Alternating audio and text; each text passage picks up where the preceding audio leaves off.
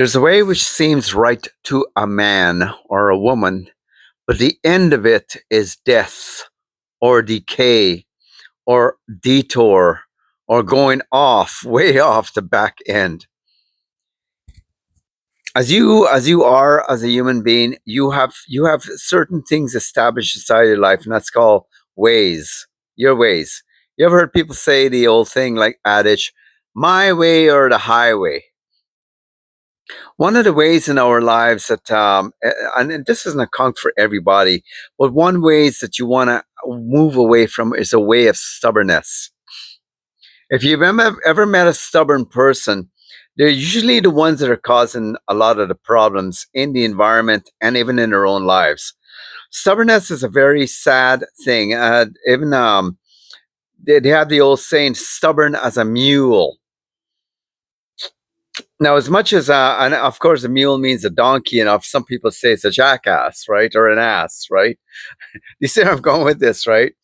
Now, the thing about the stubbornness is in the short form, the stub. The stub is tiny, right? Or even when you hit your toe against a stub, right? And it all is intent to cause probably you become the cause, but his intention is to basically cause a whole lot of tripping, people falling over because of stubbornness, right? Stubbornness is not a very pretty sight and not a very good thing to have in one's life. It usually churns its face. It usually is like a little child and a little toddler who either didn't get their way when they were young or one who is just basically going to dig their foot in. The thing is about the it never gives you the right. You notice your face goes up like that, and people who are stubborn, right? You'll find their face begins to droop. There's lines, kind of. They call it hard lines. Now, this thing is about stubbornness is that, of course, behind the root of it is pride, but people uses it as a protective blanket over their lives. They wear stubbornness proudly. We even live in a time in history where people says, "Well, it's my right. It is my right." Right now, we are to protect our rights as long as it is right. I mean, we are living in a time in history where things are being forced upon us, whether it be medical advances that some of us don't want, things that are being put inside of our food, things that are appearing on the shelves for us to buy. They're not really not good for us. Not like back when, where things were much more regulated by good people, right? Now we have a lot of greedy people. I don't speak for everyone, but we have a lot of greed behind the masses. And I think as the masses have become more wealthier and that countries and the nations have become more wealthier, so has become the need for greed. Because it is somebody, and if that somebody doesn't and doesn't want to obey the immorality of the structure because they hang on to their morals, there will be other people that will hang on dearly for survival. They'll hang on to the immorality of it all, right? They give up their morals. So they don't mind the greed, they don't mind hurting people just to make themselves better in their life and their close ones, right? The ones closest to them. So in that place is not as much as stubbornness, though it may have the same connotation. It really has a lot to do with protecting yourself in a rightful manner. It's fighting for something that is right. Stubbornness is of a different kind of animal altogether because you could have a solution with somebody. You can even have be with somebody in the room, somebody even in your close environment, and just for the sake of let's just come to an intelligent agreement, stubbornness gets in the way. They got to be stubborn. They got to be difficult. And stubborn people are extremely difficult to have a very rational uh, exchange with, because their stubbornness, and they don't care. Maybe that's the reason behind their stubbornness. They just don't care anymore, or they just don't care to begin with. If you ever meet people who are stubborn, there's a certain language, even the way they stand. If you watch them, even as they stand in there, like from hindsight, you're just watching them. There's a certain stance they have in their feet. They kind of like they. It looks like they've planted their feet down. They look so. There's just I can't even describe the in physical eyesight what you're looking at. You just know you're looking at somebody that is going to be difficult. Some people call it when they broaden their shoulders. There's something about, there's something about meekness. That when people are meek, they're willing to say in a conversation when you're going through with them, oh, okay. You know what? I'll think about it, right? And you can hear it in the way they're exchanging with you, that they really don't want to be stubborn. They're really just looking for solutions with you. They're willing to work with you. They're agreeable, a little more agreeable than, let's say, being agreeable in an unhealthy manner.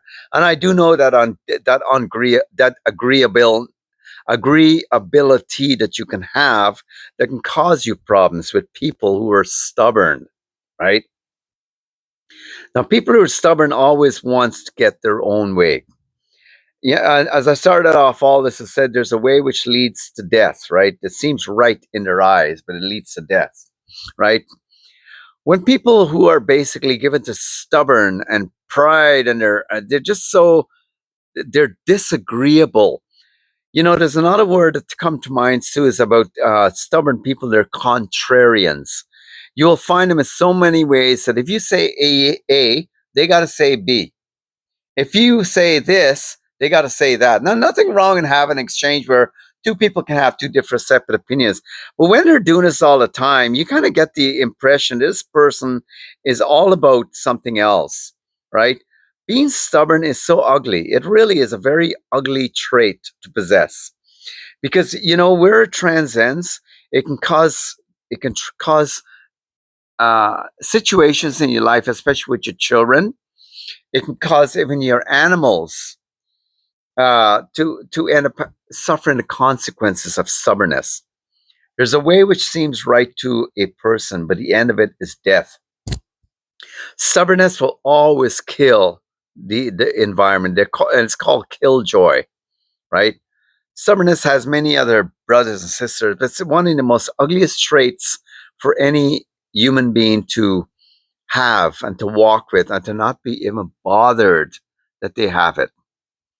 It never, ever will be, especially when you're dealing with parents who have it. It is a cruel affliction. Now, I don't know whether it has a lot of its causes behind envy or jealousy. It can and it can't, simply because there's all these other surrounding family members of stubbornness, bad ways that kind of can get in there. When stubbornness is found in marriages, for instance, you always have the one person who is not going to oppose it and a person who will. The majority of times, stubborn people will seek out people who are not going to fight with them. That is what gives them the power to remain stubborn. The saddest part about stubbornness is so stubborn in itself, in the person who has it, that they resist change. They're not flexible. In the process of doing that, they in so many ways damage it for themselves, because the change that could bring about the betterment for them is totally, the door gets open and it's kicked out simply because of stubbornness. If you find that you're a person that's given to it, or people who are given to it, and I use the word it because it's an it. It's so awfully ugly. It's a virus. The best thing you can do with those kinds of people, you state your case and you move on. As much as possible, if you don't have decisions to make with them, don't even bother, because the only way stubbornness can actually be dealt with, it has to be dealt with like it's going back to the child. A child sometimes has to be taken out to the woodhouse and given a good spanking before stubbornness is dealt with. For whatever reason, they have stubbornness. Whether it's maybe they somewhere along the way someone misinterpreted love and gave it to them. They feel they have to fight to survive. Whatever the case is, they don't recognize friendship. They can never recognize what is friendly territory. They're always creating conflict on the basis that they're thinking, or maybe they like to. Somewhere in the back of their being, they like to just be in a ring with people, the boxing ring, right? The best way, if you're a person given to peace and you really want to grow and become, stubbornness will never, ever, ever, ever, ever find its place in peaceability with you, no matter how much you agree with it. And that's why marriages end the way they do. That's why families break up the way they do. That's why businesses go totally wrong like they do, because of stubbornness. It's an awful trait to have in one's life. And we live in a society today that supports, in shows, in its goings and comings, it is another trait of narcissism. And it in so many ways that you can't really, don't give it no credibility. It's not worth your time. You all have a good day, and we'll talk again. Just an encouragement, right? The solution, anyway, to stubbornness is probably only one thing alone. That person's got to see the light, right? You can't help them. And if you're in any situation with them and their stubbornness may actually put you at harm's way, you have to just look at them full in the face and tell them. You have to tell them. And that's a hard thing, because if myself, I find it hard to do. You have to look in the face and say, you know what? You're stubborn, and your stubbornness is going to cost me. It's going to cost me. Plain and simply. Whether it be financially, whether it be your time, your health in the long run, whatever the case is. And the majority of times, in a rightful sense of the word, punishments are probably the only means that are effective against stubbornness. Sometimes you just give them an ultimatum. That's it. Have a good day.